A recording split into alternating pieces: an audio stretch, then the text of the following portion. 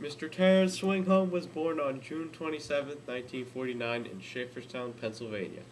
He worked at Wilbur Chocolate Company from 1967 to 1969. Many of his other family members were in the war, including his dad and brother. My father, he was in World War II, uh, in the Battle of the Bulge under Patton, and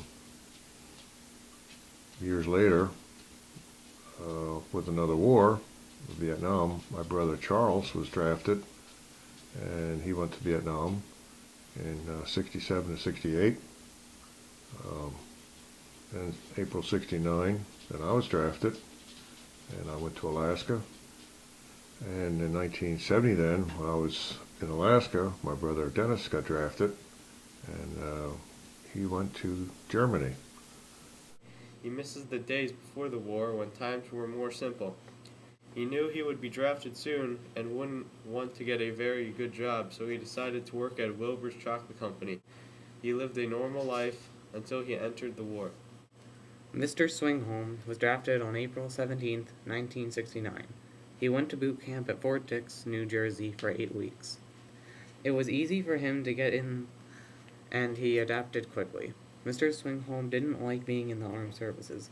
He really didn't want to be drafted, and was very sad that it happened to him. How did you feel when you were drafted? Not very good. Nobody wanted to be drafted.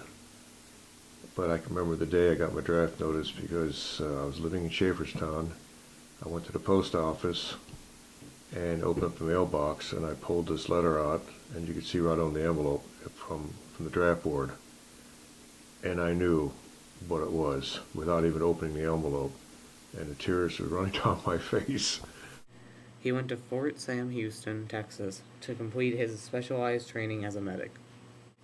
Swingholm thought he was going to Alaska until he got a paper that said he wasn't. He was very happy when he learned it was a mistake and he would be going to Alaska instead of Vietnam. Soon after he was finished with specialized training, Terry went to Fort Wainwright, Alaska.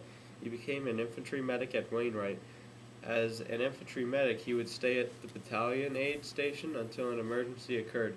When an emergency did happen, he would fly in a helicopter to the emergency and help the people who were hurt. I was a medic rescuing a fellow that was fell. He was on a mountain learning how to climb on the moraine, which is the glaciers pushing rock, and he slipped on all this loose rock and he fell pretty far, and we thought he may have broken his back.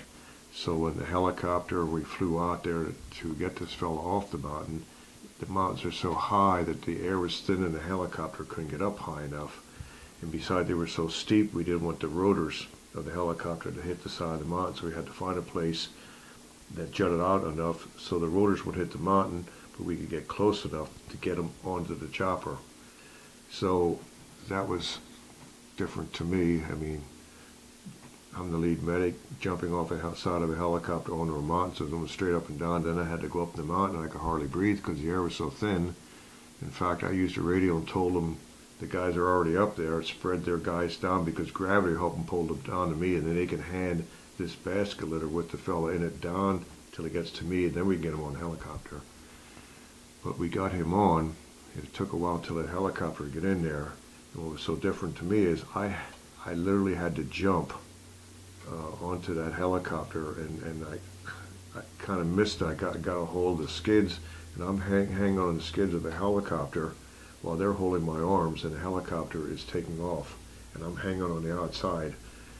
But the gravity helped, and then him holding my arms helped pull me into the helicopter so I wouldn't fall to my death. Probably had a brown spot in my pants that day. You know what I mean? He had to work almost all the time there. Terry also had to prepare for inspections at Fort Wainwright. He would communicate with his family by writing letters to them. He also missed his family and wished he was back at home. To pass the time, he would either take pictures or just look at the sky, daydreaming about being home again. Every day of being in the Army, he could only think about his family and his home. Terry Swingholm gained many medals when he was at Fort Wainwright. He got the National Defense Medal for getting into the Army He got the expert medical badge for going through in his medical platoon. He got the good conduct medal by not doing anything that would get him in any kind of trouble.